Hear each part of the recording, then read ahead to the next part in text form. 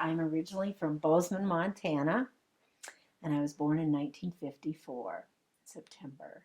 I like the news and I like politics, at least I used to. And so I did that and I read it on my phone, Facebook. Mm-hmm. And now Facebook has that watch. Yeah. And so I Mm-hmm. like to watch that also. And so I've started watching Newsmax, which is a more conservative. I'm subscribed to World Magazine, and that's a more conservative magazine. And I do really like that magazine. And then the other magazine that I like that it actually has quite a bit about political things is the Decision magazine. Yeah, the radio local news, you know. So that's mainly where I get my news. Well, it used to be like I was telling you that we would watch news at 6 o'clock at night or 10 o'clock at night.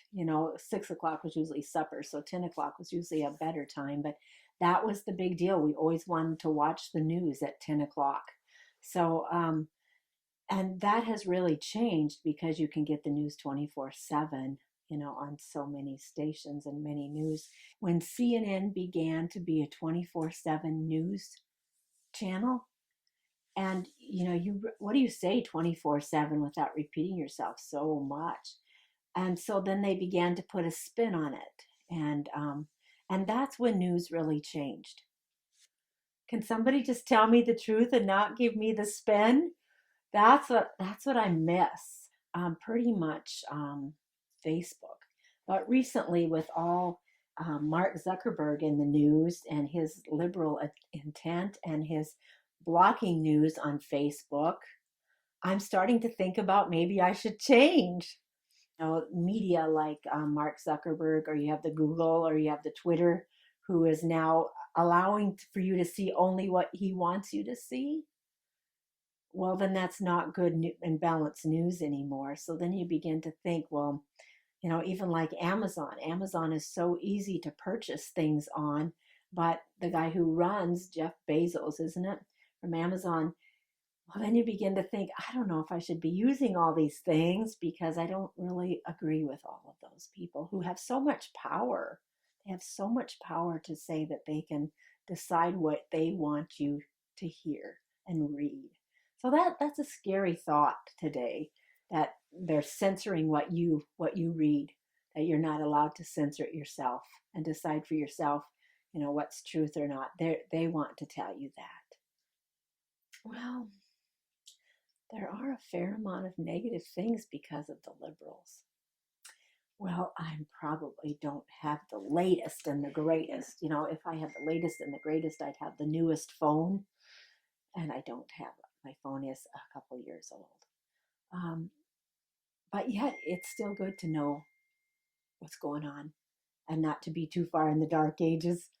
It makes a big difference how you look at the world if your faith is strong and true. But you really have to guard. It says in the Bible, it says in Proverbs, for guard your heart, for it is a wellspring of life. And so when you think of all the stuff that you hear and see, it's so important to guard your heart, because you can just get carried away so easily with what's all on the news, and if you watch too much.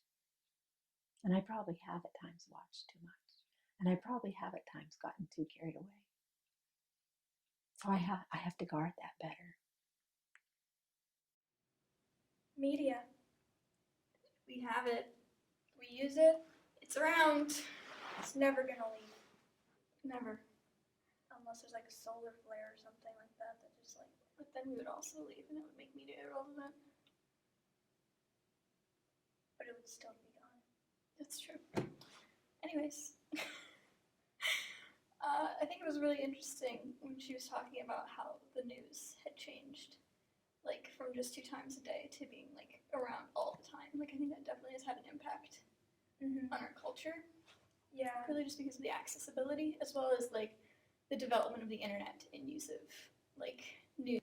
Like that's been a large development over the years, and I think it's been really weird to think about the change in accessibility and availability of everything really. Yeah.